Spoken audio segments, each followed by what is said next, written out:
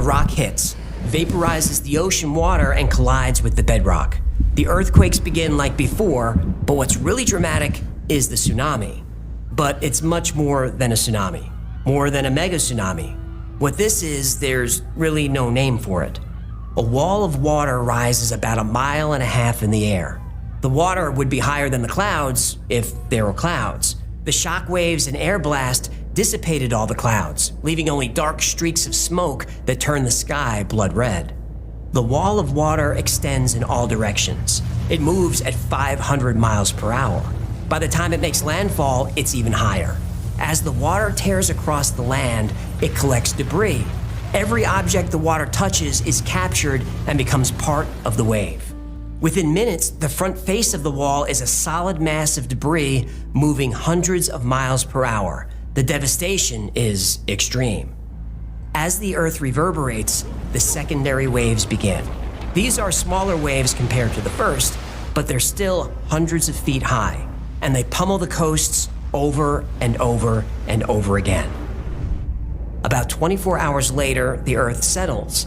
Volcanoes continue to erupt, and there are thousands of earthquake aftershocks, but most of the violence is over.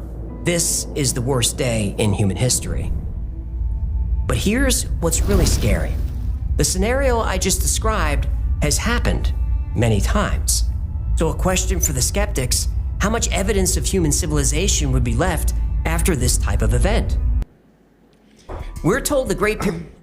And yeah, you just saw this video in which the guy just explained how the world has been through multiple cataclysms, even in religion. Like when you talk about Islam and you talk about what's been happening really around the history of humanity, God says this repeatedly, that there were great civilizations before you. Some of those civilizations even knew a lot of science and technology. And the earth is like a really violent place.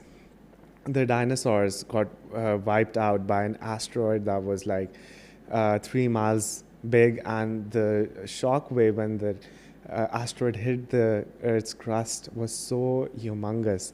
It was like 1 million nuclear bombs going on at once. And that is the destruction that is caused by all these cataclysmic events. And then we have super volcanoes. So a question comes: if there is like a tsunami, the sort of tsunami that happened around the Younger Dryas era, which is like 7,000 years ago. The time of the Great Flood is also depicted in many, many cultures and many religions across the whole globe. And this cataclysm, this flood was so big. I'll play the video as well, so you guys can see. Just imagine how big the flood is. It's like 70, 80 feet of water, and there's a wall of water, and it comes at the speed of 100 or 200 kilometers per hour.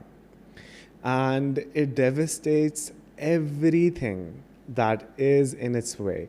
So, question is that if you witnessed something like that in today's day and age, like 2025, how many artifacts or buildings would remain standing after such a big cataclysm? So what we understand about the Great Flood is that the earth, as you can see in the video as well, can we see the videos?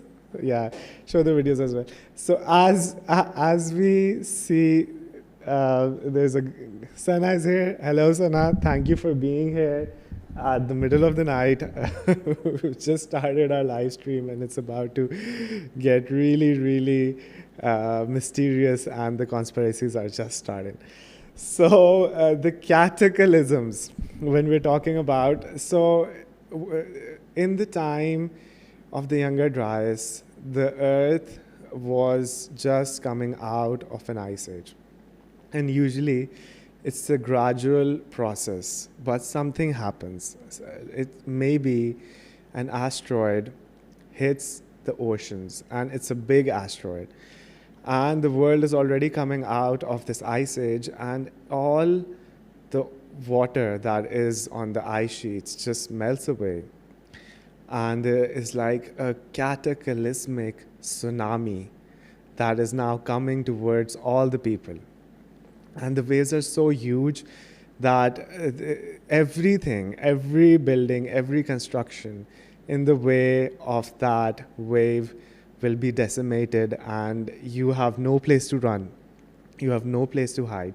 And imagine being in like Los Angeles or New York or some like Hong Kong, some place where the city, it's a port city, and a 70-foot wave comes or a 100-foot wave comes. It's going to be like destruction on such a big scale that after the flood is done, the tsunami is done, you won't even recognize that it was the same place. So same as when in the Younger Dryas, these waves came in, and the water that was supposed to be melting in like 50 years or 100 years or 200 years, that water melted in like 2 days because of some asteroid that hit maybe the ice caps of the world. And the point is that a lot of the cities that were around that time are now buried underwater.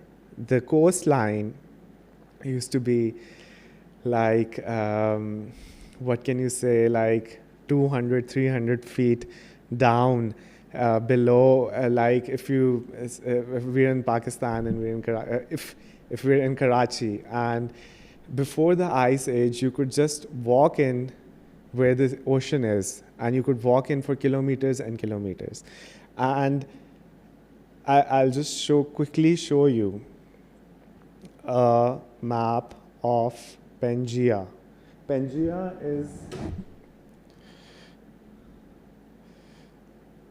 Pangaea was the supercontinent. Do you know that there was a whole continent that is now buried underwater? When you talk about the Bimini roads, Bimini Road is like a highway sort of a structure that is buried like 200-300, not 200-300 feet, I guess, like 50 kilometers in the water. There's like a city. And there's like a proper highway on which people used to travel with their, maybe they had horses or cattle or whatever, but people used to travel through these highways and these cities that are deep underwater in the 21st century. So why don't we talk about Atlantis? And I'll quickly show you a video, and then I'll start deep diving into the topic. There's so much knowledge that I could give to you guys, and there's so much things that I can tell you. But I've got to structure all of this conversation in a way that it makes more sense to everybody. So let's get started with the theory of Atlantis. Hindus, they all have a legend of a deluge that wiped the earth clean. The flood myth really is worldwide. The Norse have their own version of the Noah's Ark story. The Inca, the Aztec, tribes across America, Japanese, Chinese, Hawaiian, Australian Aboriginal. This is just to name a few. The list is much longer. Now, the legends vary, but they're all basically the same plot. People are misbehaving, so a flood is sent to wipe them out and start over with a few survivors. Now, I don't know about the misbehaving part, but we're pretty sure the flood really happened. But some of the flood legends have a twist.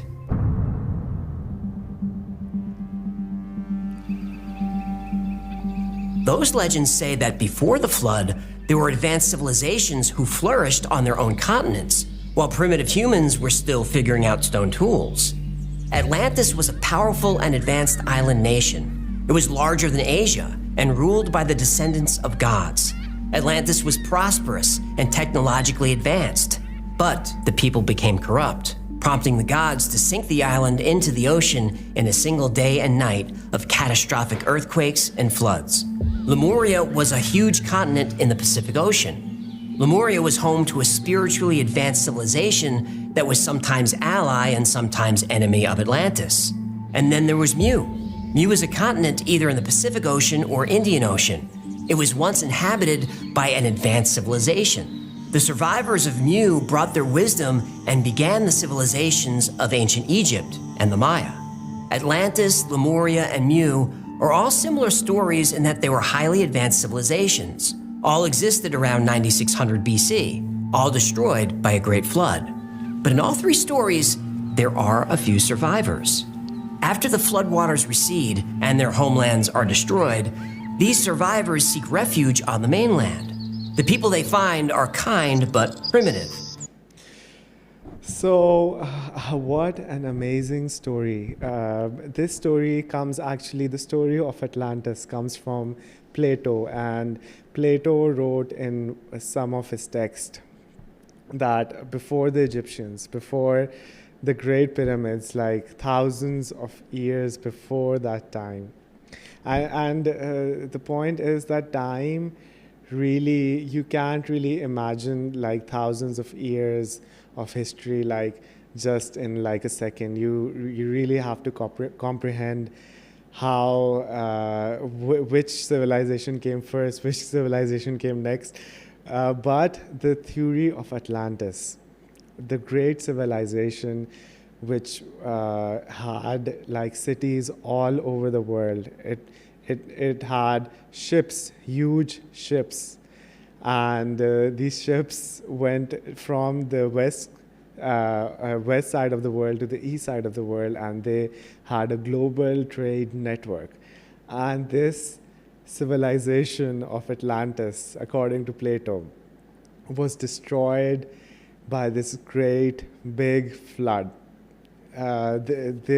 Apparently, in some of the movies and in some of the folk culture, we see this Atlantis place being like a place where there's an abundance of gold, and there's humans are like living in such a good time that even the walls are made of gold and the whole city is made of gold, and people have so much wealth. And suddenly, these people are like lying, or these people are stealing, and these people have corrupt morals. And then God sends a big cataclysmic flood that totally wipes out the whole of Atlantis.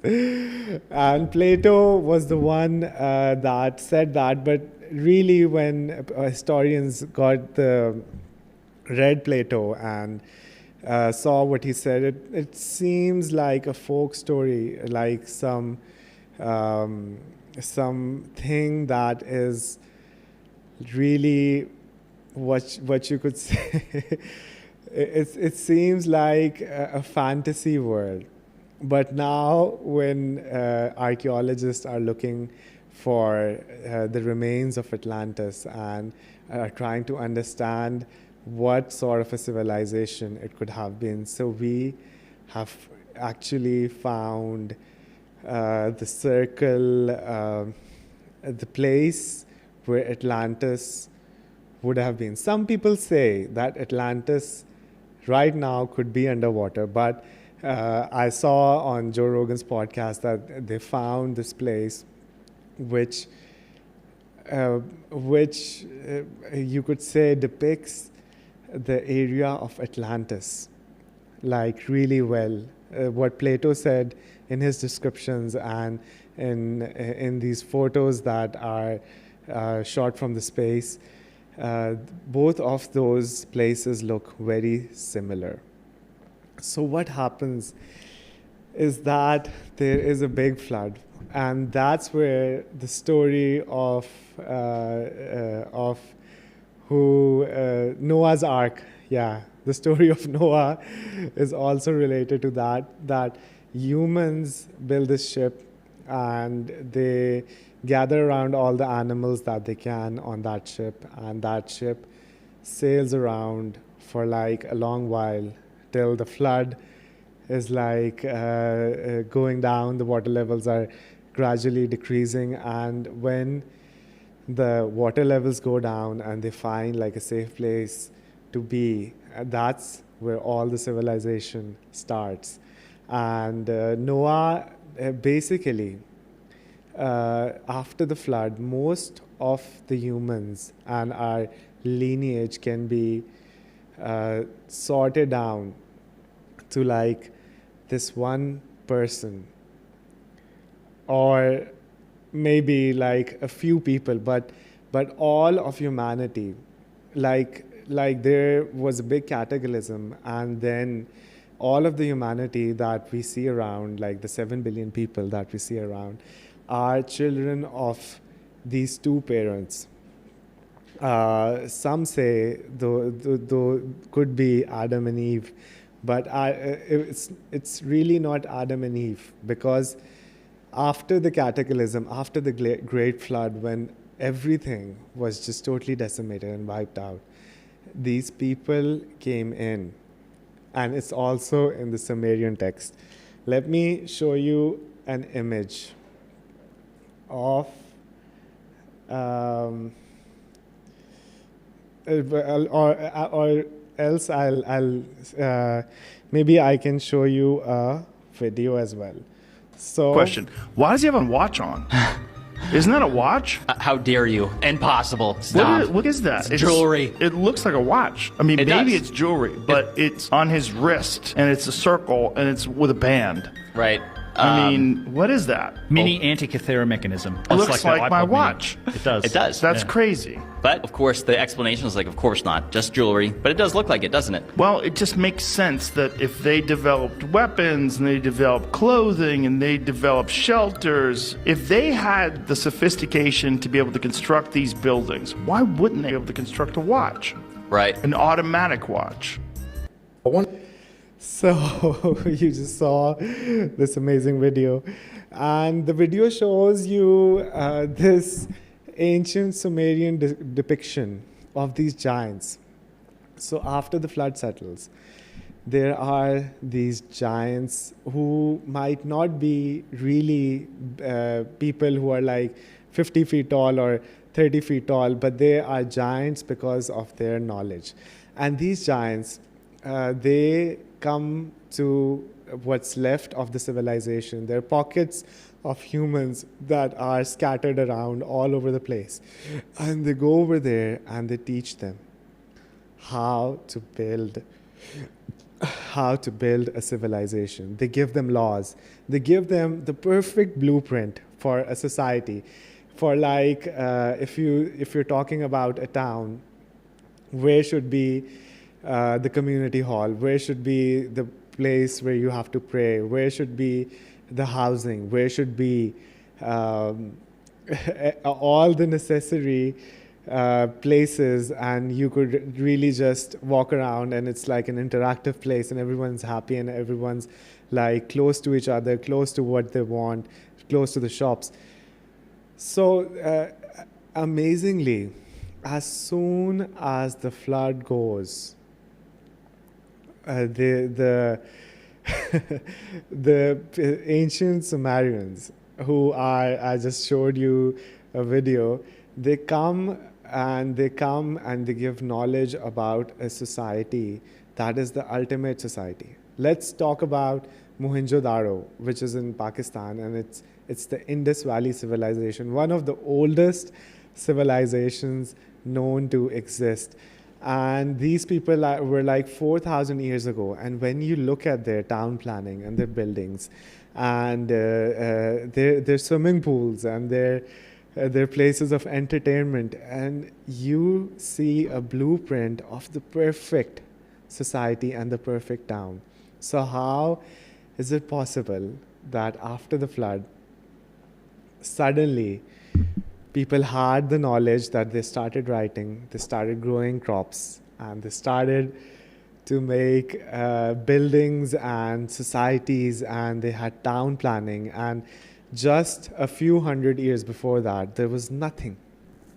So that begs the question that the human history, has a big missing puzzle. And maybe the mainstream archaeology and the science is trying to distort the vision, and it's trying to distort what we consider the start of civilization. And let's quickly, I want to show you this depiction of the watch that we were just talking about. Maybe it's jewelry, yeah. but it. So all over, there's a few comments going on as well. I'll quickly read out the comments as well. But as soon as these people came in, the Sumerians, these Sumerians have been depicted in art all over the continents. Like you can find these Sumerians with a handbag and a watch in the ancient Egypt, and their art and their whatever the wall paintings that they did, and the hieroglyphics that they built. And you can also see it in the Mayan culture, and you can see it all over the place. These images of these giants who apparently are wearing watches, and it's like 7,000 BC, 13,000 years ago. These guys have a bag and a watch, and these people are the people who give knowledge to the rest of the world, but whoever the hunter-gatherers or the small pocket of people here and there, these guys are giving the knowledge about how to build your society, what are laws, what is good, what is bad, what is evil, how do you punish a person, how do you bury a person. So everything these ancient giants and the Sumerians helped the human population to regrow into what it is today.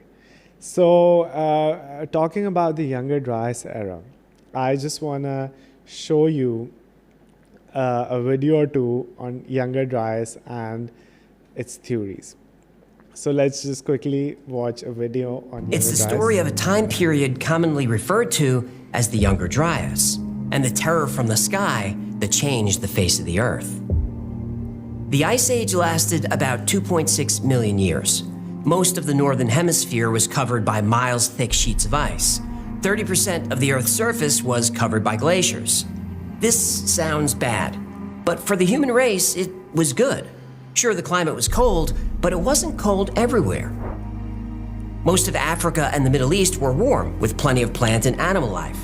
And the climate was consistent for 2.6 million years. Hominids had a nice, stable climate in which to evolve during this time. Homo sapiens, modern humans, emerged during this time.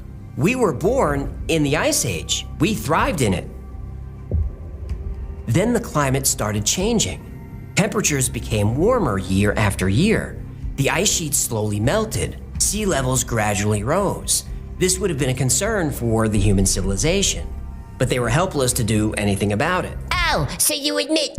The ancient Sumerian, first of all, it contains the only word on the whole site. The word is God. maybe you were saying, oh God, we're gonna die. Oh God, please save us. I think it was saying exactly that. Wait, I was just joking. Well, I think something very bad happened, and this pillar is a plea for help. Oh, my joke isn't very funny anymore.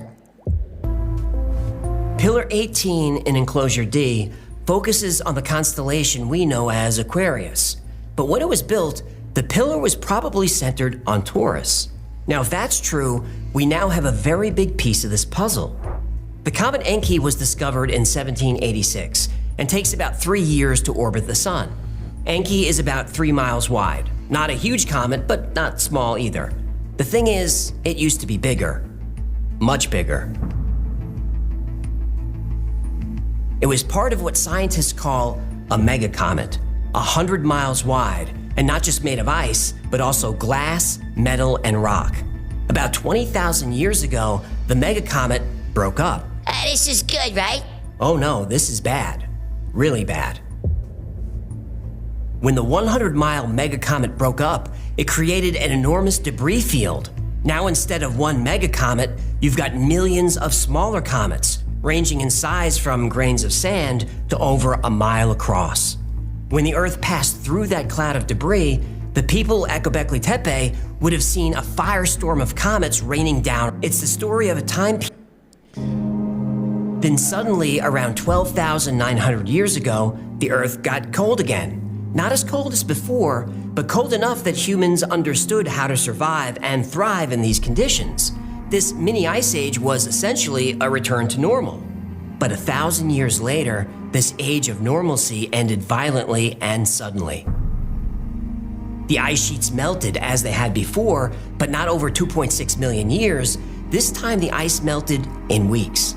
There was no time for civilization to adjust. This was the cataclysm. And there's evidence of this cataclysm in ice core samples taken from Greenland and Antarctica. There's evidence in sediment cores from the bottom of lakes and oceans. There's evidence in organic material that's been carbon dated. But there's also evidence of this disaster on Pillar 43. So yeah, I just showed you a few videos about the Younger Dryas era and the Pillar 43 and Göbekli Tepe.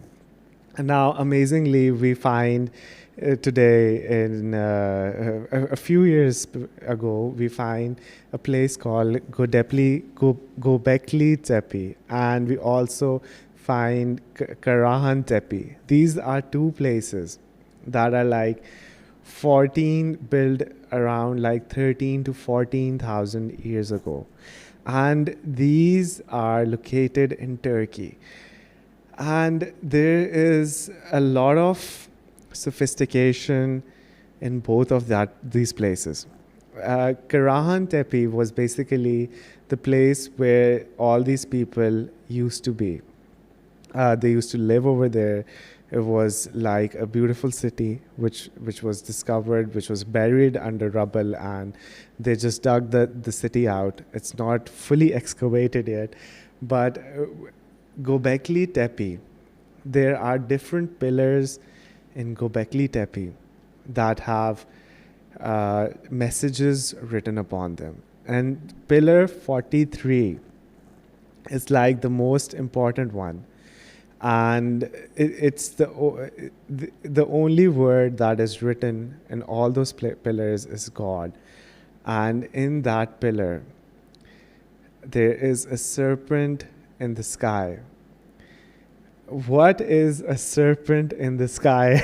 This seems like a really nice word, but the image of a serpent in the sky is depicted around the world in all the major cultures that existed before us. So what happens is the head of the serpent is a snake, the head of the serpent is the comet. And when the comet enters the Earth atmosphere, the temperature and the friction and everything is so freaking high that the comet has like this long line of debris that the comet is breaking up, and it's leaving a bit of debris, and it seems like a snake in the sky. Now, usually we see a lot of comets and meteoroids coming into Earth. You've already seen a falling star in your life, I'm pretty sure. And these comets came into the Earth, and these were big comets. And some of them might have hit the ice sheets like the North Pole, or some of them might have landed in the ocean. And the devastation was so huge that Pillar 43 tells us about the time, and it's a warning to the future generation as well. If you know about these cycles of cataclysms. Every like a few thousand years, there's like a major destruction that just alters the face of the earth.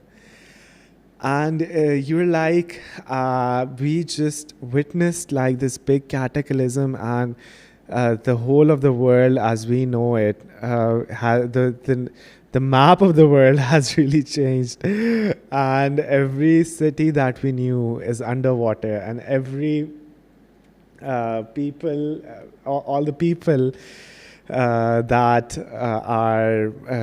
we knew now no longer exist. So how can I tell the future generations about this upcoming cataclysm?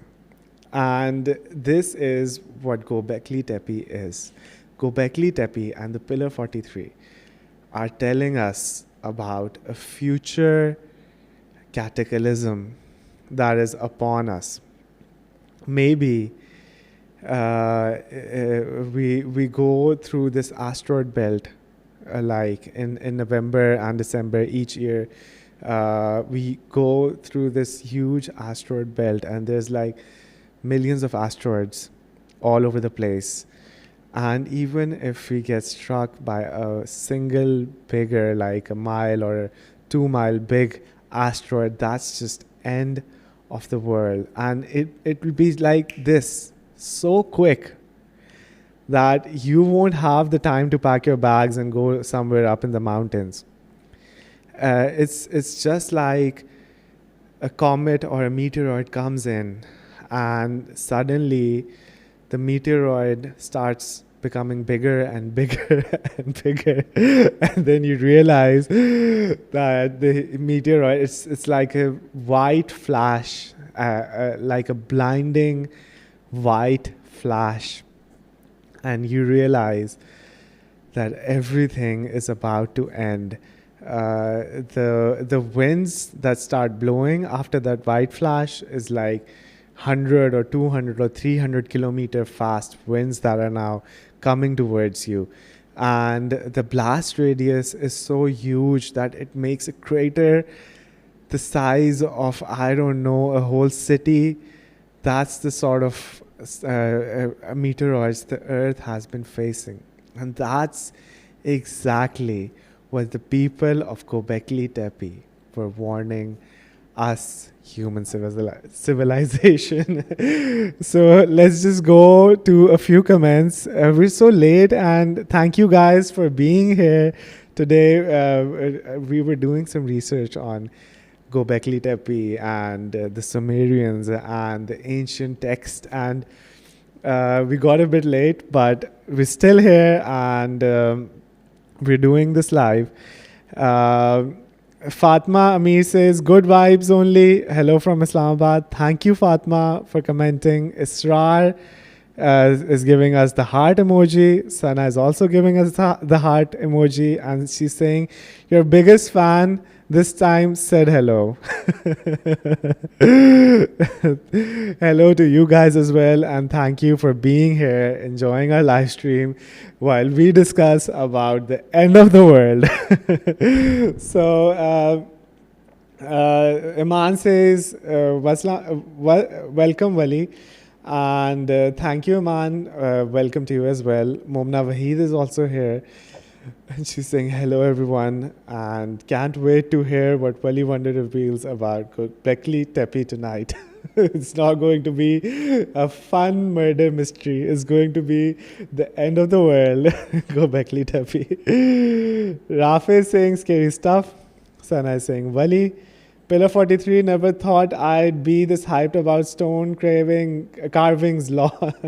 It's a stone carving that is telling us about our future and how the world is going to end very soon, coming soon. What if Pangea never really broke apart? But what we see as separate continents are just pieces of a massive ancient creature slowly waking up beneath us. How would we ever know? Yes, the earth in like the Greek culture was like the mother, and earth was a living thing, and earth had emotions and it could feel things, and you could talk to the Mother Earth and something like that. But I don't think that is like a giant creature underneath us and is just waking up. That's why all the planets are going apart. I just want to show you something related to with the comment I just read from Nottingham Auto. And this is a video, and it'll describe a little bit about what we're saying. An advanced society destroyed by an ancient cataclysm.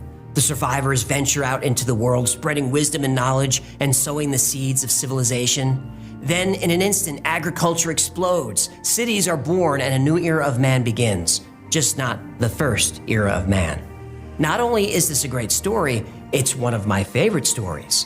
I read Graham Hancock's book, Fingerprints of the Gods, in the 1990s, and I was hooked. I've been an ancient civilization junkie ever since. But is it true?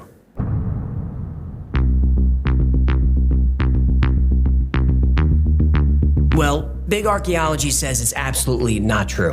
But we've shown that lack of evidence is proof enough for the mainstream to say that something never existed. Only when dragged kicking and screaming to evidence of the Great Flood do they finally acknowledge it. And yeah, so that is the clip that I want to show you. Now this is mud waves that are like 60, 70 feet high. This is the remnant, this is the aftermath of the great flood that came, that we know about, the Noah's Ark, and this great flood that was all around the world, and it kept on raining for years and years. And there was like this thunderstorm that was a never-ending thunderstorm. And the point is that you see on your beaches, and you see whenever the waves come in and they go back, they leave like these grooves in the sand. And here we're talking about waves that are like 200, 300 feet tall, and they're coming on the land, and they're destroying like everything that comes up. And when these waves pass through, they leave these sediments that are like 60, 70 feet in the air. And when even you look at it from the sky, and this is damning evidence in the 21st century. This is like clear crystal evidence about a time when there was like such a big catastrophe, and science can't ignore this now. The Randall Carlson really showed us all these images. He went there and found out the place where this great flood came from, and he went there and photographed everything, and he gave this evidence to the world, really, about this great flood that just wiped out all of humanity at one point.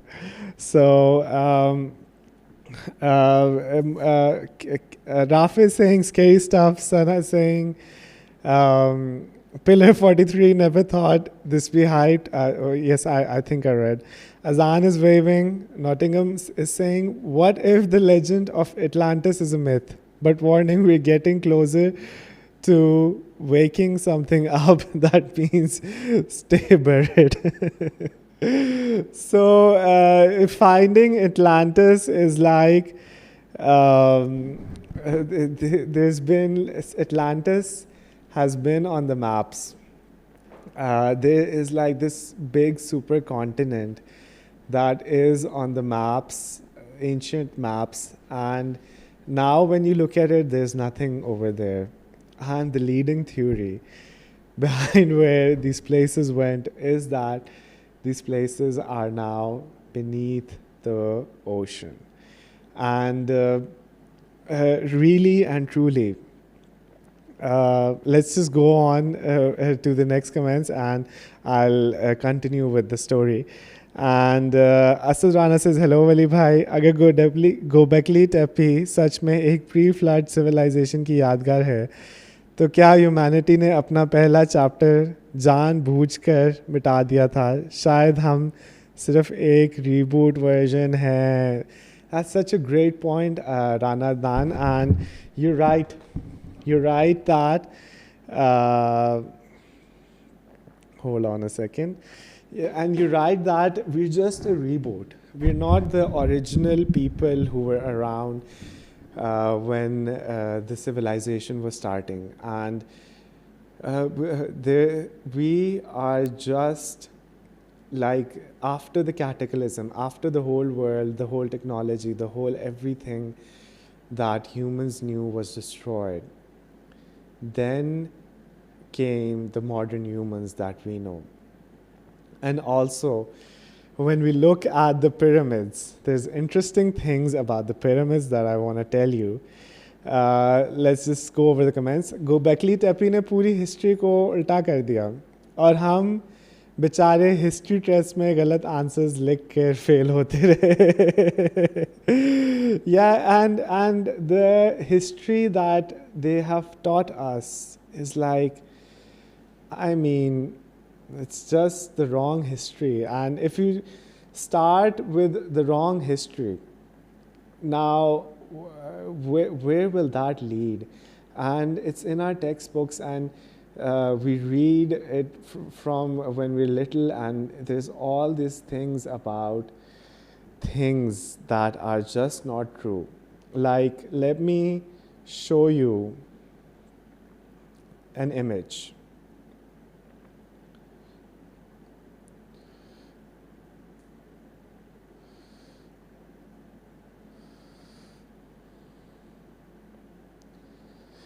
So in your science and in your history books, you might have seen this image of this cell, human body cell. Left. Oh, this side.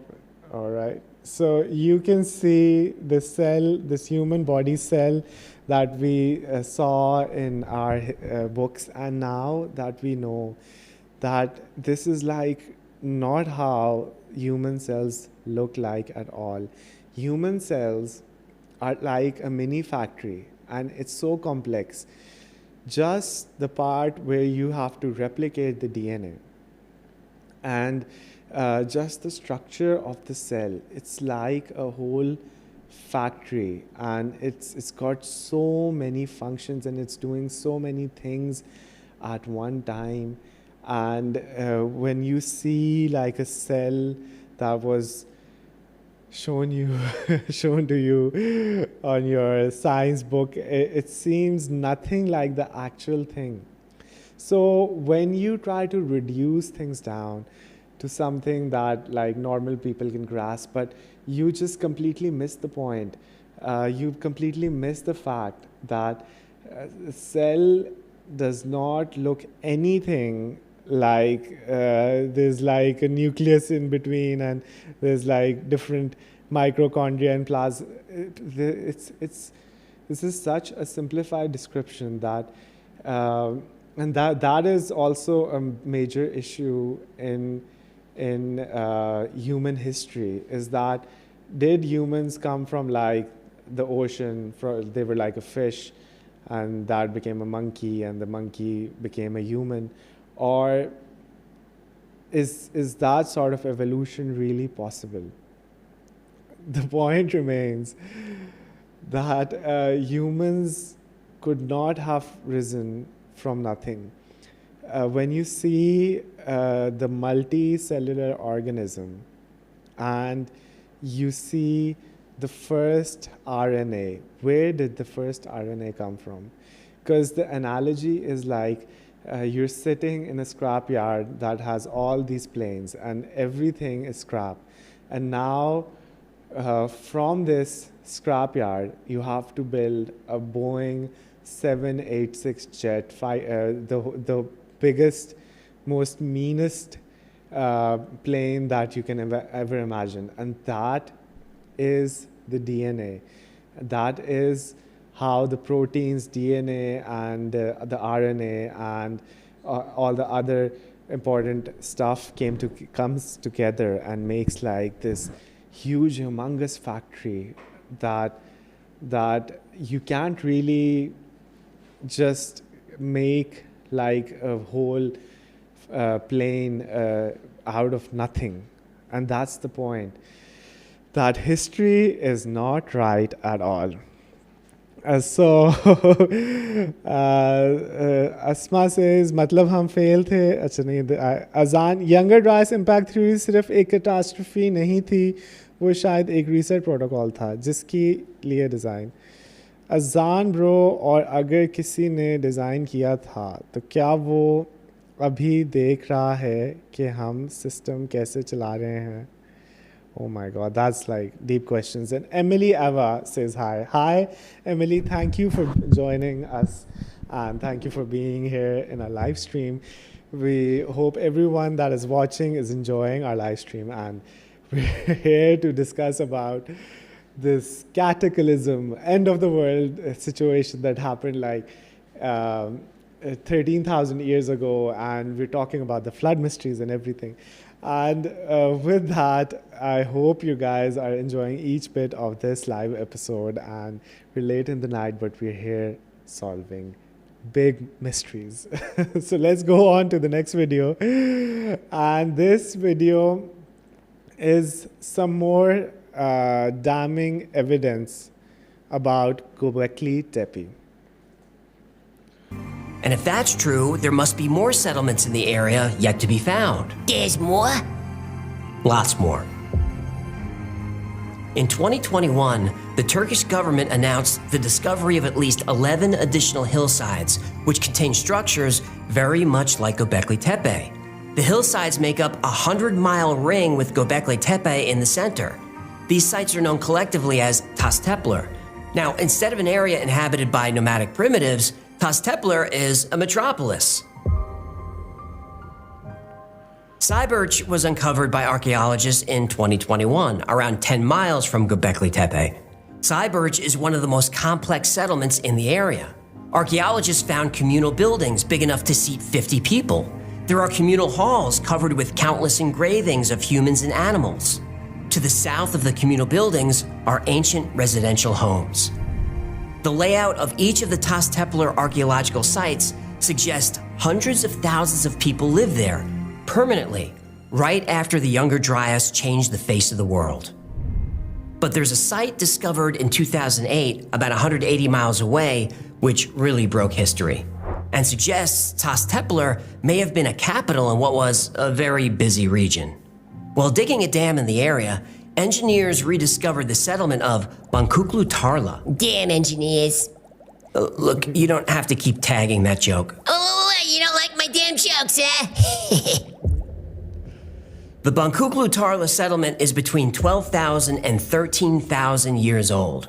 That means it was built within the Younger Dryas cold period, before the flood. The structure found has similar features with Göbekli Tepe and the structures belonging to this period in the region. The building has a unique architectural style, shape, and interior arrangement, unique with these features. We can say that it is a temple that dates back to 12,000 years. This is where the existence of an ancient advanced civilization starts to become almost irrefutable.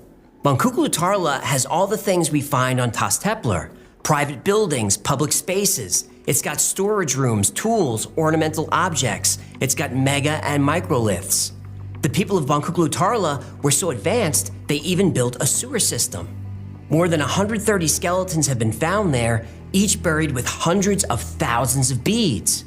The manufacturing of beads proves that there was a division of labor, an artisan class. It proves that the people had time for more than just hunting and gathering. They had time to make art. The locals call the area Potbelly Hill.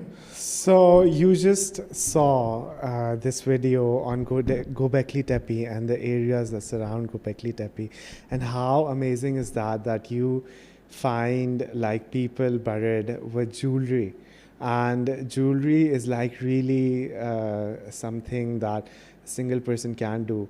And if the guy is such a big artist and he's making such beautiful jewelries with thousands of beads and precious stones, then how does he have the time to be like hunting and growing his own crops and everything. So that just proves us that about the ancient civilization theory, that we modern humans aren't the first ones to be around. And when you really look at that, I was talking about that earlier as well, the town planning of these people. There's like a community hall, there's like a swimming pool, there's like all these extravagant things that it's not like it's the first city that humans are building and they get everything perfectly right. Isn't that just a big coincidence? And when we're talking about Göbekli Tepe, it's such an interesting place, and it defies what all the mainstream archaeologists are saying. And the point being that, I mean, till this day, I'm amazed upon what all the findings of Göbekli Tepe, and it's such a big mystery that we need to know. We finally have the evidence, and we need to know the origin of humans.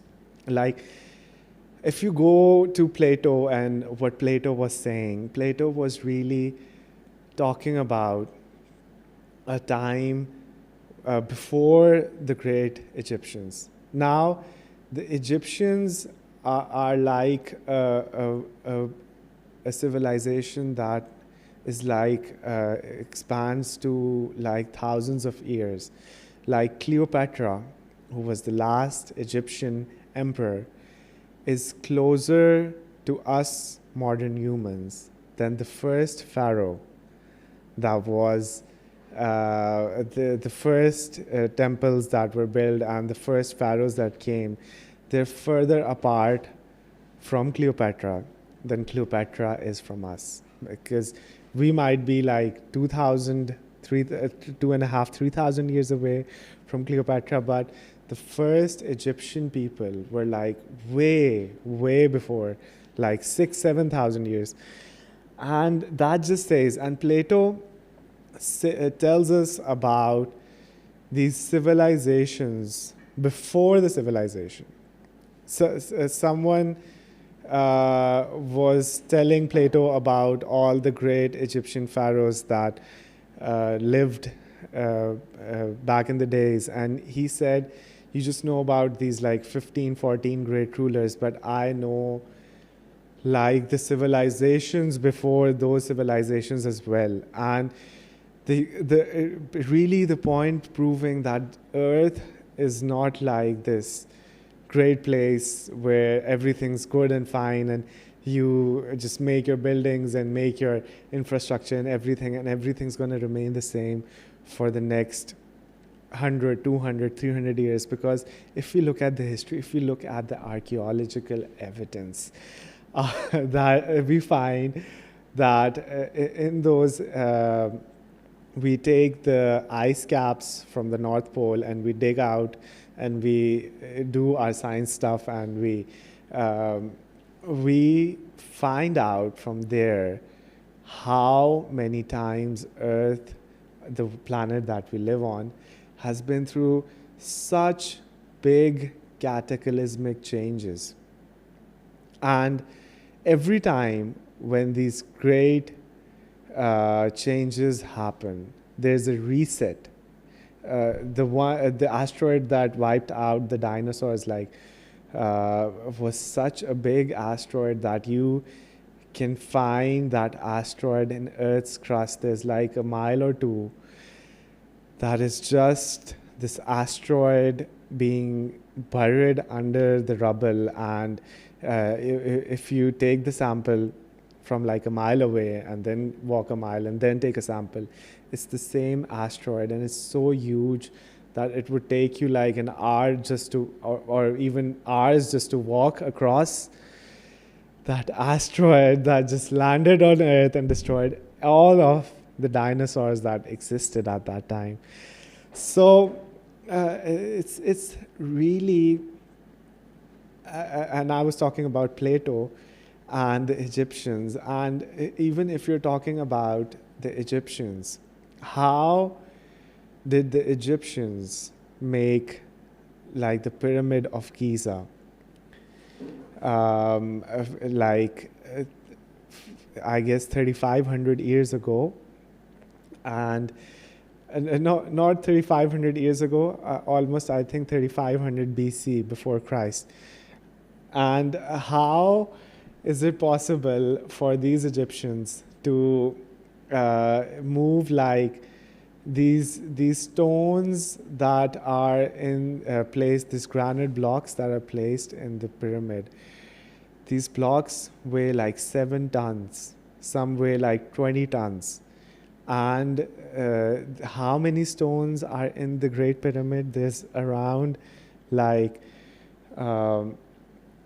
1.7 million stones that are in the Great Pyramid, and you have to also consider the elevation.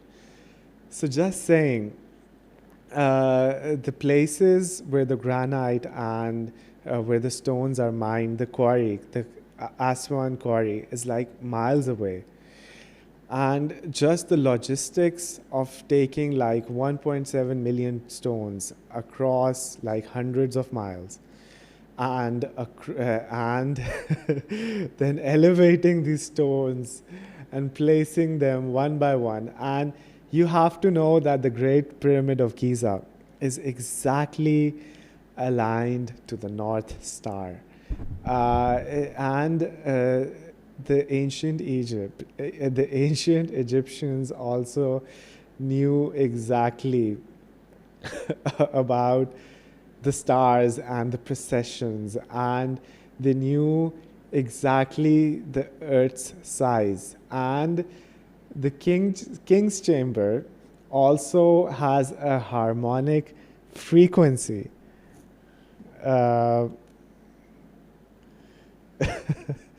So a few comments going on.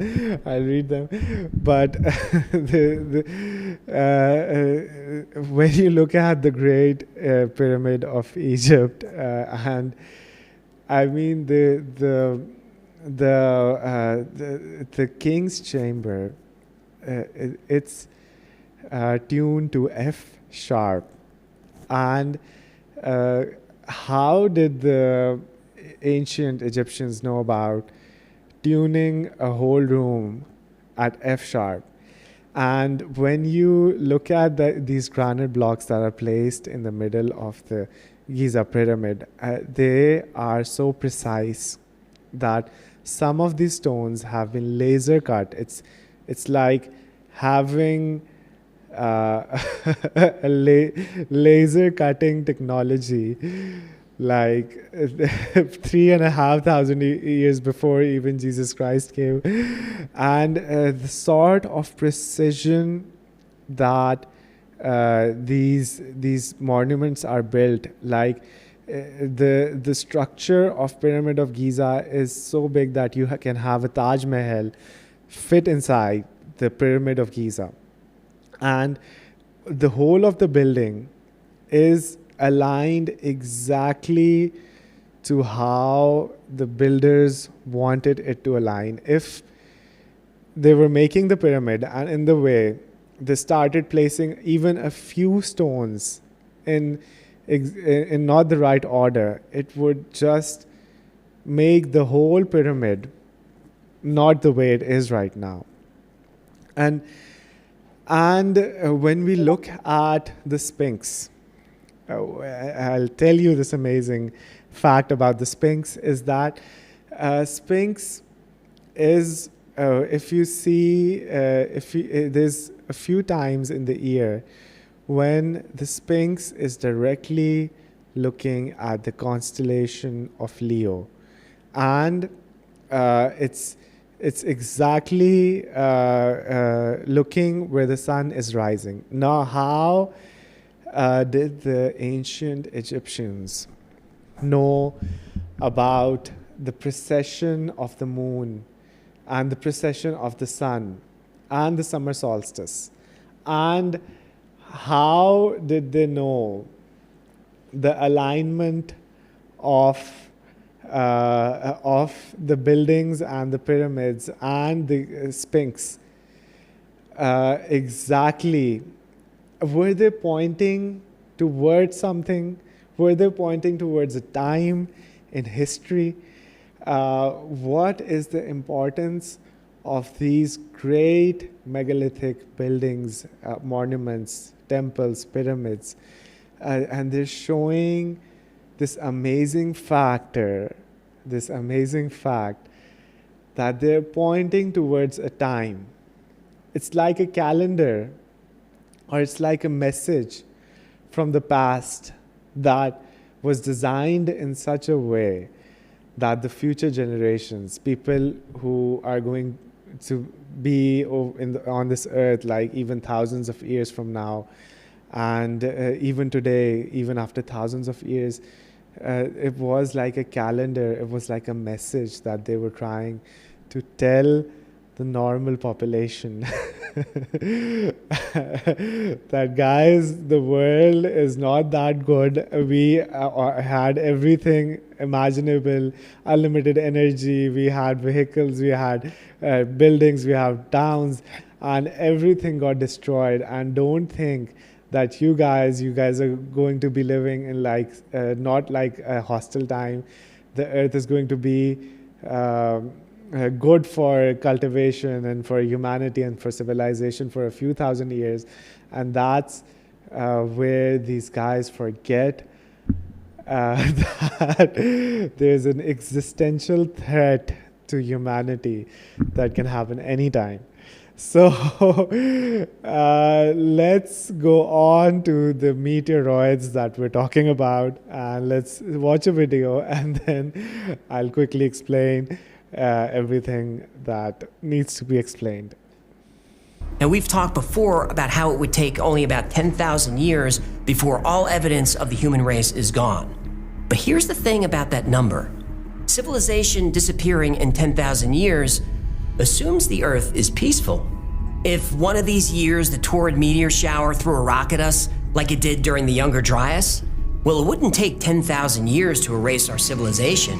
We'd be gone in a day.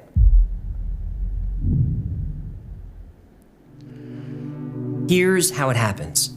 It's a brisk November evening. Maybe this year, maybe 20 years from now, it doesn't matter. Every November, the Earth passes through the Taurid meteor cloud, and the Earth's sky lights up. People gather all over the world to see the event.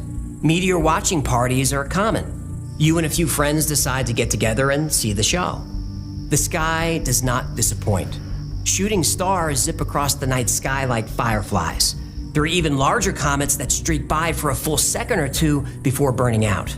And once in a while, a big one. It's a fireball that lights up the sky, and for a moment, night turns to day. Now, everyone's heart races, but fireballs like these are known to happen during the Taurid shower. People remember the Taurids of 2015. That year, fireballs hit the Earth in swarms. In 2020, a Taurid fireball exploded over Japan that sounded like a bomb going off. That one set off car alarms for miles.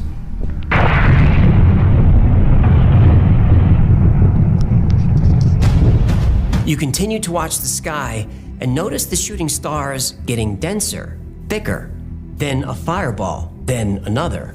You feel a little anxiety, but the Taurid meteors have been happening your whole life, and they've been nothing more than a light show. Then another fireball. This one looks like it's close. It vaporizes in a flash of light so bright that you have to shield your eyes. You and your group of sky watchers giggle nervously. Then 3 seconds later, a crack, then a boom. So loud you feel it in your stomach. Everyone agrees. This was fun, but let's go home. But now there's another fireball. Everyone turns to see. This one is different. It's not really streaking across the sky, it's expanding somehow. No, it's not expanding, it's coming closer. It comes closer and closer, and there's no way to tell how big it is. From where you're standing, it's like a mountain made of fire. Just as panic sets in, it disappears somewhere over the horizon. You let out a deep sigh. You didn't realize it, but for the past 30 seconds, you've been holding your breath. You and your group are now frantically gathering your belongings. That was more than enough excitement for one evening. You even ask yourself if you even want to do this again next year. So yeah, it just showed you the video about the meteoroids, and that's how the meteoroids come to the Earth. Every year, people are like watching these meteoroids, but if like a big meteoroid comes in to our atmosphere, that's just going to be the end of human civilization. It's going to be a big flash, and there's going to be a ball, a rock that is coming closer, and it's getting bigger and bigger and bigger. And maybe it doesn't hit near where you are. It just passes you by and goes like 100 miles away from you, and it goes over there. It's going to be such a big explosion. Like, it's going to, first it's going to blind you, then the winds that are going to come, and then the aftermath. It's just such, it's like the Armageddon happening in the world. So with that, let's just quickly read some comments. Junaid is saying, yo bro. Sana is saying, Netflix kya? Wali to khud hi walking documentary ban chuka hai. Momna Wahid says, agar Göbekli Tepe sach hai, to hamari history sirf fiction thi. The Great Pyramid of Giza is estimated to be approximately 2.3 million stones. Yes, I might be wrong on the 1.7. It might be 2.3 million stones. और friction इतना perfect लिखा गया कि हम सब उसे सही समझ बैठे. Junaid is saying, hi Momna. And Izan is saying, if there was one reset before, when is the next one due? The next one is due like really, really soon. And that's what I was talking about. These ancient people, especially the people at Göbekli Tepe, they knew about the constellations. Now we in the world now in 2025, we are when the sun rises, it's I think the constellation of, I don't know which one we are, but it's like a 24,000 year cycle that the world is traveling. In the galaxy, it takes like 27,000 years for the world or for our solar system to go from one point and take the whole circle and come back to that same point. And when the Earth is passing through all of these places, like 24,000 years, the constellation of the skies change with that. So the Sumerians and the people who were building Göbekli Tepe exactly knew where the brightest star in the sky is. There's like a dog pattern or a wolf pattern that is across all of the civilizations, and it points out to the brightest star in the sky. And because the first time they started building Göbekli Tepe, it was like 1,000 years before the last pillars that were built. So what we see, like there's different enclosures in Göbekli Tepe. As soon as they entered into another procession and the night sky and the constellations changed, they shifted their monuments towards the direction of the brightest sky. So if you back engineer everything, you can exactly know that these guys were pointing at the stars. So how many thousands of years back should this this megalith or this message be? And then they're not just talking about time, they're also giving us different messages. They're talking about the earlier cataclysms, and they're talking about the future cataclysms, which are just near to us. So that's like a lot of evidence. And let's watch a video about what I'm talking, the stars, and how these stars and these ancient people knew about all this information. Are circular, between 20 and 200 feet across, and all are angled toward the star Sirius. Sirius is the brightest star in the sky. Many cultures throughout history built temples angled at Sirius, but not 12,000 years ago. Yet here it was. Over the course of 1,100 years, Sirius's alignment moved across the night sky. So the builders of Göbekli Tepe created newer enclosures to follow each realignment. To build these monuments required an understanding of astronomy, mathematics, and engineering.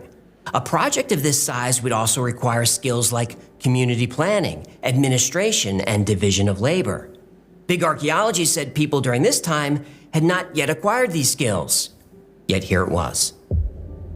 Within each enclosure are T-shaped pillars, some of them 16 feet tall, each weighing up to 10 tons. 43 pillars have been excavated so far. The ancient Sumerians. Engraved on the pillar are asterisms, which are bright star clusters like constellations. Pillar 43 points to Scorpius. Now, to be fair to skeptics, every constellations.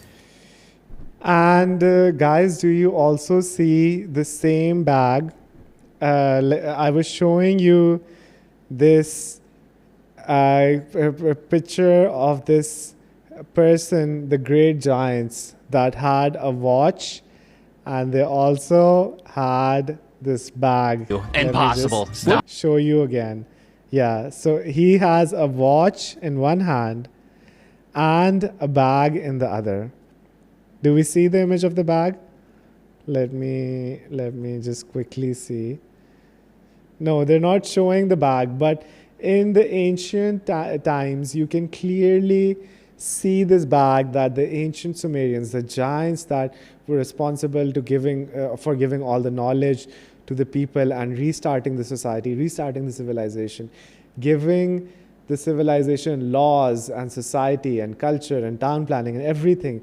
These guys had a watch on one hand and a bag in the other. And across all the continents, we see different cultures have the same kind of a person who has a bag in one hand and a clock in the other. And what do you see? You see the same sort of a bag also depicted in Göbekli Tepe, which was even 6,000 years before the ancient Egyptians came to Egypt.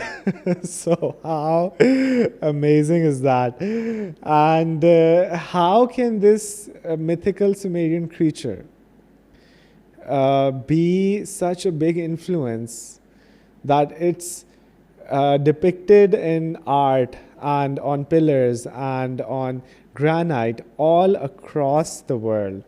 So let's just continue watching the An video. advanced society destroyed by an ancient cataclysm, Can you hear the sound? and a new era of man begins, just not the first era of man. Not only is this a great story, it's one of my favorite stories. I read Graham Hancock's book, Fingerprints of the Gods, in the 1990s, and I was hooked. I've been an ancient civilization junkie ever since. But is it true?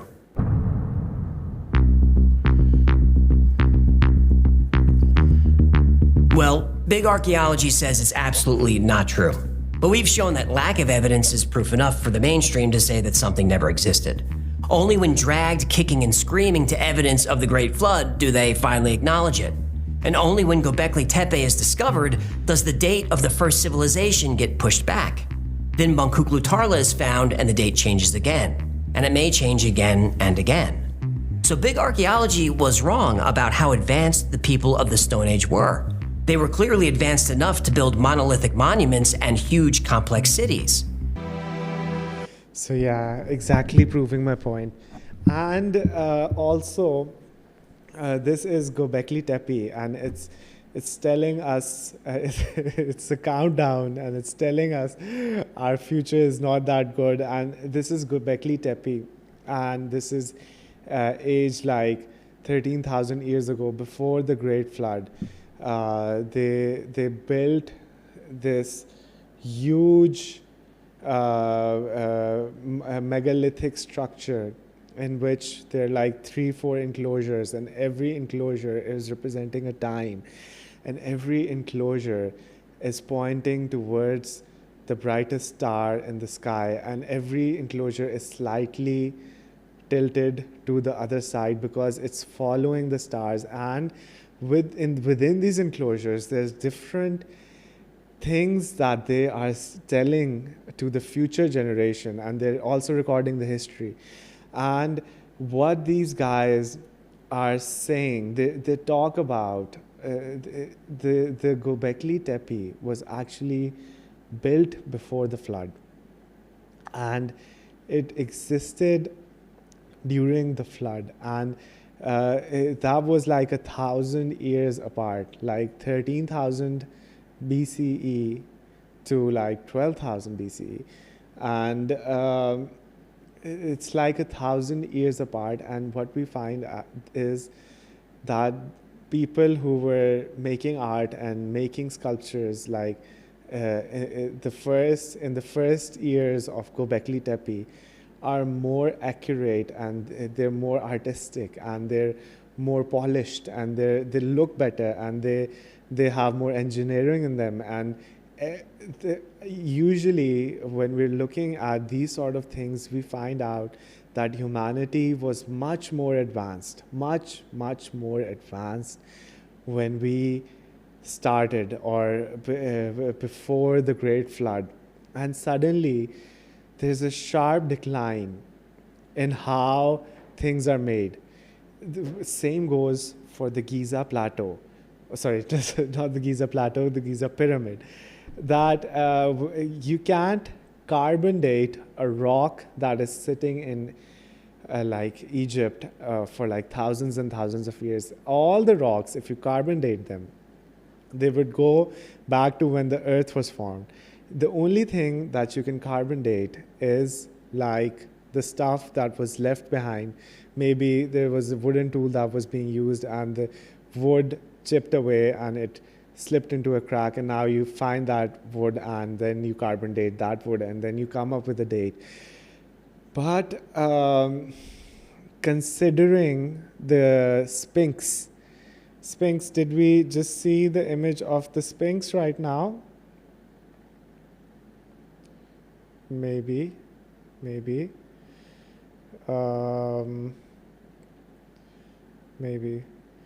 But anyway, Sphinx is like this lion-shaped figure that sits right besides the Giza pyramid. And some people say that Sphinx was built before the pyramids of Giza.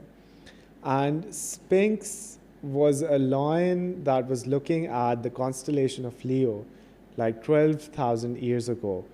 And when the flood came, the Sphinx has this patterns that tell us that the Sphinx has been through some major flooding. And we're not just talking about a flood that just comes like after an year and just destroys. We're talking about thousands of years of water erosion.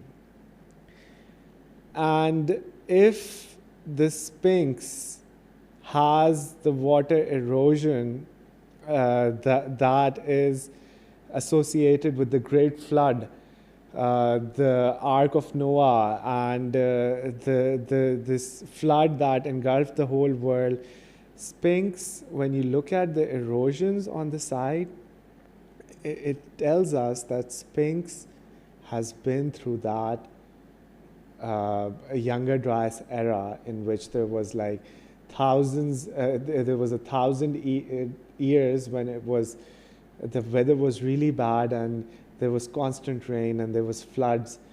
And that is really, really the sort of thing that just captivates one's mind, and you can't even imagine how that could be possible. And why is the mainstream media lying about everything and telling us that, guys, the Sphinx was just made like 3,500 years, there's no mystery, and there's no mystery behind the Pyramid of Giza? Do you know that the Pyramid of Giza could have been designed as like a power, an energy source, like a power generator, like a Tesla tower? How did Nicholas Tesla, come up with the idea of the Tesla tower? So the story goes that Tesla was like this revolutionary. It was still, if we consider like genius people of like the last 100, 200, 300 years, Tesla might be more genius than, you could say, Da Vinci, or Tesla could be more influential, and what Tesla said was like, it's like too difficult for a human being just to come out of nowhere and tell us about all these electrons and give us electricity. And then after creating electricity, and who was Tesla's friend? This great banker, JP Morgan. So Tesla goes to JP Morgan and says that, okay, I've created electricity, and the whole world is now watching how electricity can be beneficial, how we can light the night with an electric bulb, and how electricity can also power a lot of things that we do. And we already, I think we had the steam engine and everything, but now it was the time of electric cars. And believe me not, there were electric cars back in those days. When cars started coming about, there was electric cars even back then. So Tesla goes to JP Morgan, and Tesla is like, guy, I've invented electricity, and now I want to invent free electricity that is available to anyone at any time. And it's wireless electricity, the same sort of electricity that we use to charge our iPhones. We now have wireless chargers for our phones. And with these wireless chargers, we can wirelessly charge a phone. but the point is that Tesla said that the world is like a big energy making globe, or energy generator. And we have our ionosphere, which is this layer of ions that are scattered when we go a kilometer or two above our surface of the earth. And Tesla said that the world is already generating this electricity. If we just have like a tower that can take advantage of this electricity, then we can have free and abundant electricity for the whole of civilization. And you don't need to really build those big power stations, and you don't need to do all the CO2. And JP Morgan's response was, hey, Tesla, so where will I put the meter for this electricity? Because JP Morgan, as we know, built like the railways, and he was the head of all the oil industry, and he was also doing coal in his time. And JP Morgan was the sort of guy who could crush a nation, and he could have more power than a whole nation. And JP Morgan, like in a second, cut Tesla's funding, and Tesla, after a few years, died a broke man. And we're talking about the greatest inventor of our century. So if Tesla knew about this wireless electricity, and Tesla knew about Tesla knew about the Tesla Tower, which was this instrument to capture all this wireless electricity. Then where did he get all these ideas from? Now, there is a solid evidence that when he looked at the pyramids, the pyramid is not just a building. If you take the dimensions of the pyramid and you divide them by a specific number, you can exactly get the radius of the earth, and you can exactly know how the circumference of the earth. So the pyramid of Giza is built according to the proportions of earth. It's built according to some harmonic frequencies that are responsible for generating energy. And the experiment that they want to do, or the things that they think that is possible, is that if there's a shaft from the king's chamber to the top of the pyramid, and if you start putting in gases through that shaft, it goes to the king's chamber, and with hydrogen or some other gas, it can create enough pressure to make ample electricity. And that electricity somehow can be used by a civilization to prosper. And how amazing is that? How did the Egyptians know about wireless electricity? How did the Egyptians know how to create a project that was like 2.3 million stones, 70 tons? And they might have taken like 100 years to just construct the pyramid. So when they started building the pyramids, did they know about this wireless electricity?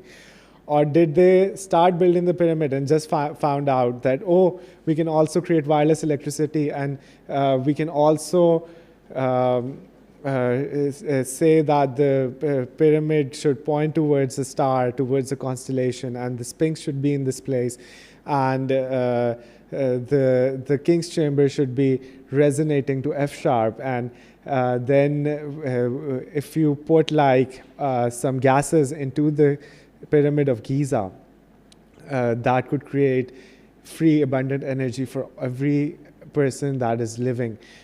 So one might say that if you don't know the blueprint, and if you don't know how to start building the pyramid, it's next to impossible. You need to have the blueprint first, and then you'll be able enough to make the whole structure. So with all this that I'm talking about, the information that I gave you about the Pyramid of Giza, I just want to tell you that the history of humanity is like a sort of history that has been erased and that has been distorted, and it has, like what you could really say, been changed so much. And maybe the guardians of all this history and of all the ancient technology, maybe these people are trying to hide something from us. And that is so why would you want to hide the history of humanity from everyone? What do they don't want us to know? That is the question. What are they hiding? And why are they hiding? What if we find out that humans had like this great civilization even like 20,000 years ago? So when they found Göbekli Tepe, they had to move the first civilization back to like 13,000 years ago. And what if we have to move the big civilizations like 40, 50, 60,000 years ago? And what if we find evidence that these civilizations were not only tech savvy and smart, but these civilizations really knew how to construct, they knew about the laws, they were more advanced than the people that are living today. That would be such a big, big, what you could say.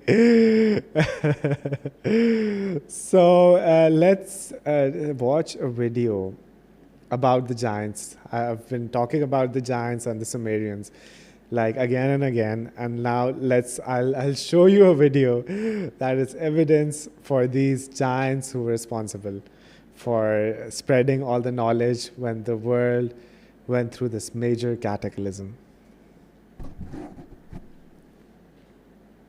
Writing, law, and all knowledge crucial for civilization. Quetzalcoatl, also associated with water, brought civilization to the Aztecs. In Egyptian, Polynesian, Japanese, Chinese, Norse, Hawaiian, Native American, there's a godlike teacher who comes from the sea to help restart civilization.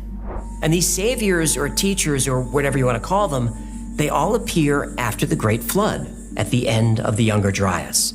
And they all transfer wisdom and knowledge to the primitive people that they meet and restart civilization. And there's more evidence. The cultures around the world seem to have been given the same knowledge. For example, Sirius is the brightest star in the sky. Every culture knows about it, but every culture, new and old, refers to Sirius as a dog or a wolf. In ancient Iraq, Sirius was called the dog star that leads. In China, it was known as the heavenly wolf. Native tribes used largely canine terminology, like dog that follows mountain sheep or wolf star when referring to Sirius. Most cultures holding a reverence for the brightest star in the sky is understandable, but all of them referring to the same star as a dog or a wolf? That seems like a big coincidence. And if that's So yeah, that is like a very interesting fact that not only do we see these Sumerians depicted all over all the cultures in the whole world, in the 7 continents, and we also see that they are pointing or talking about the same constellation. All of these cultures are talking about the same constellation, and all of them refer to this constellation as a dog or a wolf. Yeah, when we look at the stars, we might find some patterns, but how is it possible that all these different civilizations are talking about the same thing? And the serpent in the sky is like also depicted in a lot of cultures, which depicts like an asteroid. And it seems like out of this world. And let's just see what this saw on Pillar 43. Maybe before the last ice age, the Earth was home to an older and much more advanced civilization. That civilization then taught the primitive local hunter-gatherers about mathematics and engineering. They also taught these primitive humans astronomy and told them to pay very close attention to the sky. These ancients then told the local people their story of the time before the Ice Age, when their civilization flourished. Pillar 43 in Enclosure D has become known as the Vulture Stone. On the Vulture Stone, there's a detailed carving that tells the story of these ancient people. Unfortunately, it's also the story of the end of the world. An advanced society So that's like some good information. And I mean, you guys have been listening to me for like almost now it's 2 hours that I'm talking about ancient Egypt and ancient Sumeria and Atlantis and the great civilizations that were before the human beings. And I'm giving you evidence over evidence that humanity, that the story of humanity that we know is not the real story. So you might say that there are people who are hunting and gathering till this day, 21st century.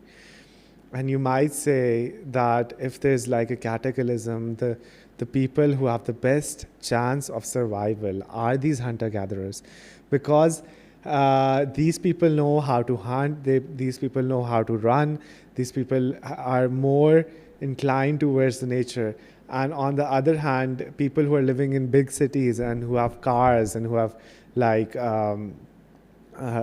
every necessity that they want, these people have become soft. They cannot survive out in the nature. They have cut their connection, severed their connection from the nature. And that is why, if there is like a big cataclysm and all the major cities around the ports get wiped out because of this great tsunami, and on the land there are volcanic eruptions and there's like huge asteroids falling, and I mean, the people who are most likely to survive are the people who have some skills, some knowledge on how to survive out in the open, out in the wild. So the concept that we were primitive people and we had primitive tools and we were like this barbarian people living in Stone Age and Ice Age, and we as humans just started developing proper language and proper science and proper mathematics just like recently. Even when there was Jesus Christ, the knowledge that the Romans and the Greeks were telling us is not considered to be from originated from the Greeks, because even Plato said this, that a lot of these Greek philosophers, they went to Egypt to learn about all this Pythagoras theorems and all this art and all this math and all this knowledge and technology. So it seems like that when there is like a stable time on Earth, the civilization starts to develop and civilization gets bigger and bigger, and these civilizations are so big that they have cities all across the world and they're doing trade and they have ships and they have all the amenities, and they really start progressing. And then there's a reset button that happens like every now and then. There's like an asteroid, a volcano, a tsunami that completely wipes out everything that us humans think about and know about. And that is like the real story of the world, of our origins. And let's watch a few videos, and maybe it's like okay, we're getting some comments.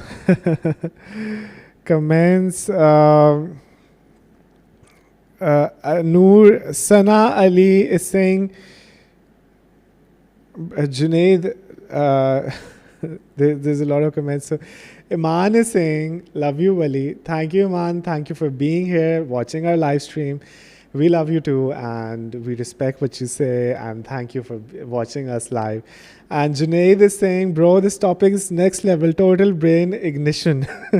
Thank you, Junaid. Thank you for watching us, and yeah, it's like a brain ignition happening.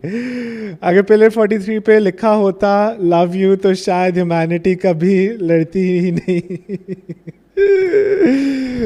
Pillar 43, it's written on Pillar 43, God, and it's like, oh my God, the world is ending. And Sana Ali and Noor Ali says, hey Wali Wonders, just joined and seeing this flood of comments looking like the topic has grabbed everyone's attention. Late in the night, we're solving some flood mysteries. And Noor Ali says, I'm deeply in love with a topic like these. History truly fascinates me. Thank you so much, Noor Ali, for being here, for watching our live stream. We enjoy every single bit of these live streams. And please do like, share, and subscribe our videos. And it's like a free way to support our channel, to support us.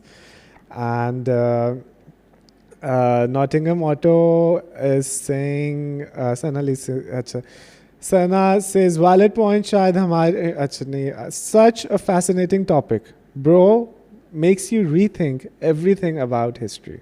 That is Azan. And Emily Ava is saying my answer. And Ahmed Munir says, hello, Ali Bhai. Hello, Ahmed. Thank you for being here. So let's just go over the chat. So Emily was asking, Pillar 43 wasn't just a warning, it might have been a countdown. Is that the question that she's asking? So yeah, we're talking about Pillar 43. And Pillar 43 is like the biggest evidence.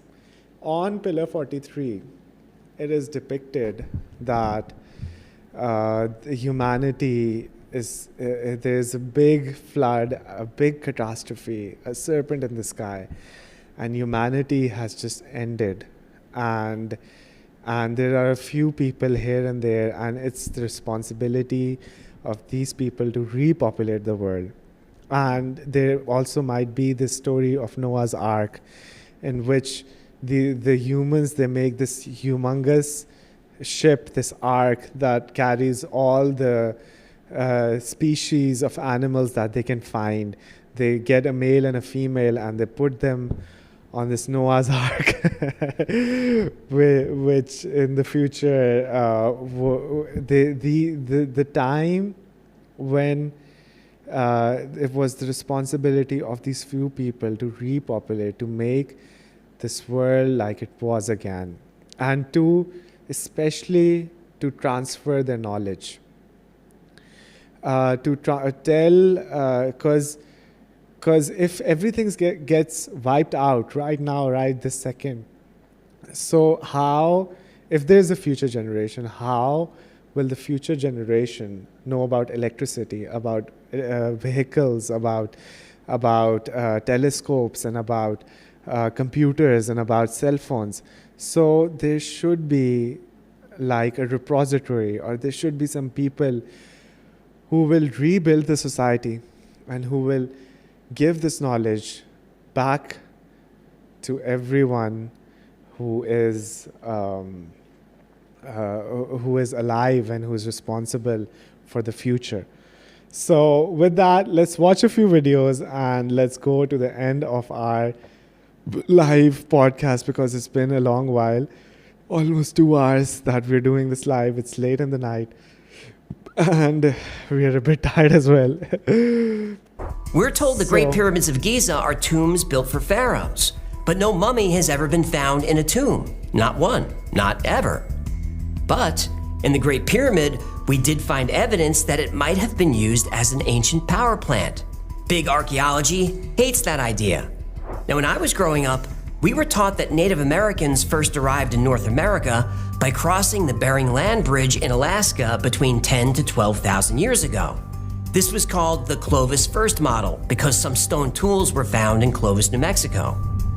Big archaeology wasn't even close on how people got to the Americas, or when.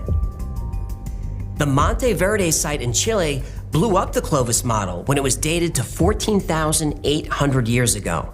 Buttermilk Creek Complex in Texas was dated to about 15,500 years ago. The Bluefish Caves in Yukon, Canada have evidence suggesting human activity as far back as 24,000 years ago. Plus, there's hard evidence that people from Polynesia in the South Pacific traded with and mated with tribes in Guatemala many years before Columbus. And they didn't cross the Bering Land Bridge in Alaska. They sailed thousands of miles across the Pacific Ocean. This means they had advanced shipmaking skills and seamanship. Knows the Mayan culture had a large population, but they were not considered to be very technologically advanced.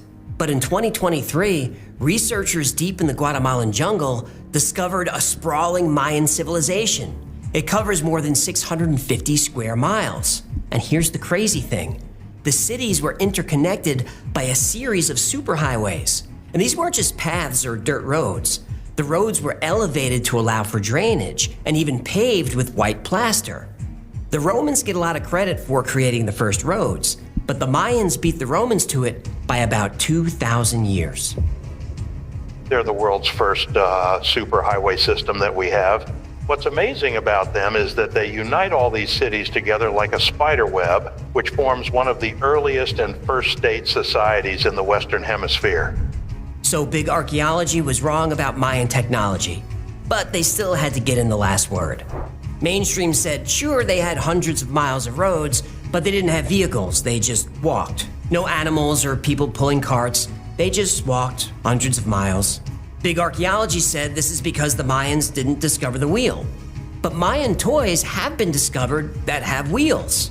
Big archaeology says the Mayans never thought to scale them up to put them on carts. How do we know this? Big archaeology says we know this because we haven't discovered the carts. Oh. But a year ago, big archaeology would have said there's no way the Mayans could have built a highway system. Why not? Well, because we haven't found one. Yet there it is.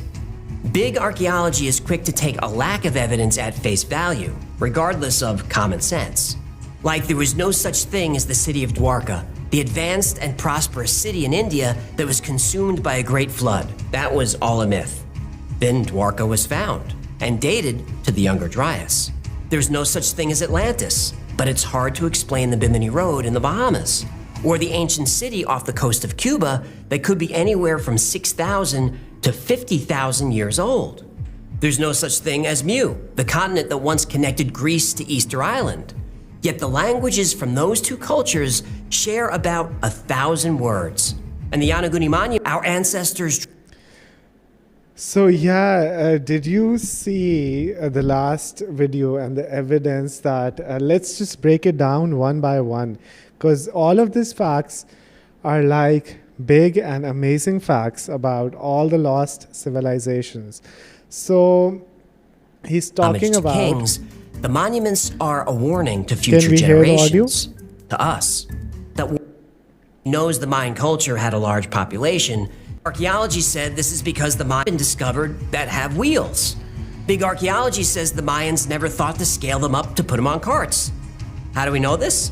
Big archaeology says we know this because, oh, there's no way the Mayans could have built a highway system. So yeah, can you turn off the audio? Yeah. So isn't that incredible that Romans were the ones who were building these great highways, and highways are associated with like the more technology and more everything, and we see that they have the Mayans have built highways like 650 miles of highways 2,000 years before the Romans, and the Mayans had invented wheels. Why is this thing that you don't reinvent the wheel? But because of our archaeology and because of our understanding about human history, we just think that we had the first wheel like 6,000 years ago or 5,000 years ago. But the point really is that when you start finding evidence, you can date all of these things to thousands of years before any civilization that we think of existed. And it's like damning evidence that how is a civilization so capable of building highways like 650 miles, and you say that they don't have any proper science, they don't know about what they're doing? It's the more likely chance is that Mayans, when they were at their peak, had a lot of technology, had a lot of knowledge about things. Maybe their technology wasn't as at par with our technology that we have today, but still they had some amazing technology back then, and they were intelligent civilization, and they had every possible thing, every law, every community, every sort of a subject, science. We just think that humans weren't that capable, but that's not the truth. So let's Why not? just Well, because we watch. haven't found one. Yet there it is. Big archaeology is quick to take a lack of evidence at face value, regardless of common sense. Like there was no such thing as the city of Dwarka, the advanced and prosperous city in India that was consumed by a great flood. So yeah, this city of Dwarka also comes up a lot because this city of Dwarka has some amazing temples, and these temples are also dated to be very old, but these temples have so much history, so much knowledge, and so much written and stored in their walls that it is just another aspect altogether. We need like a 2-hour documentary just to explain about the Indians' Dwarka That was city. all a myth. Then Dwarka was found And dated to the Younger Dryas. Bimini- There's no such thing as Atlantis, but it's hard to explain the Bimini Road in the Bahamas. The Bimini roads. So in the starting of our live stream, we talked about the Bimini roads, and the Bimini roads are beneath the water, and this is supposed to be that civilization or city that was lost underneath the waves of water that came. And not only do we see Bimini Road, we also see pyramid-like structures. You know that pyramid-like structures are found in all the continents. Even they're saying that they might have found a pyramid in the ice sheets of Antarctica. And how amazing is that? Why were humans so fascinated to build all these temples? I mean, that's a question that needs to be asked. And look, these people, and Easter Island, yes, let me show you the video. Could be anywhere from 6,000 to 50,000 years old. There's no such thing as Mu, the continent that once connected Greece to Easter Island. So yeah, the thing about Easter Island, I think that should be the last thing that we're discussing, and then we'll end the live stream. And the thing about Easter Island is that Easter Island is this little place in which is off the coast of Australia, and it is so far away from all human existence, and it's a little island.